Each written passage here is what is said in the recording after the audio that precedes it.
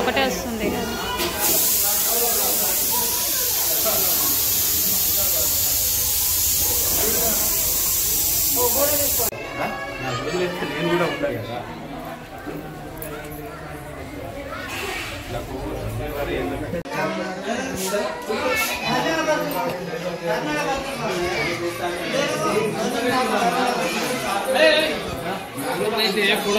కుంసాల గ్రామ పాఠశాల యొక్క గ్రామస్తులము.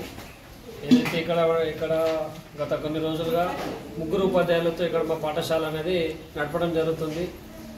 ఈ నిన్నటి నుంచి మరి మా పాఠశాల నుంచి ఒక ఉపాధ్యాయుని తొలగించడాన్ని మేము మా విద్యార్థుల తల్లిదండ్రులు అందరం కలిసి ఈ యొక్క ఉపాధ్యాయ బదిలీని మేము తిరస్కరిస్తున్నాము. అదేవిధంగా కాంప్లెక్స్ ఎస్ఎం గారికి మరియు ఎంఈఓ సార్ గారికి కూడా అప్లికేషన్ రూపం లోపల వాళ్ళకు రాసివ్వడం జరిగింది. తిరిగి మా యొక్క ఉపాధ్యాయుని మా పాఠశాలకే పంపించాలని మేము ప్రతి ఒక్క పై అధికారులకు మేము మా గ్రామ తరపు నుండి మేము కోరుతున్నాము.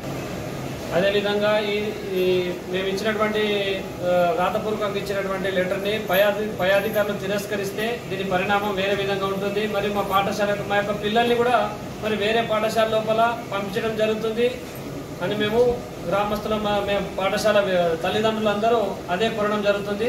ఈ పాఠశాలకు పంపించడం కాకుండా వేరే పాఠశాలకు పంపించడం అనేది జరుగుతుంది.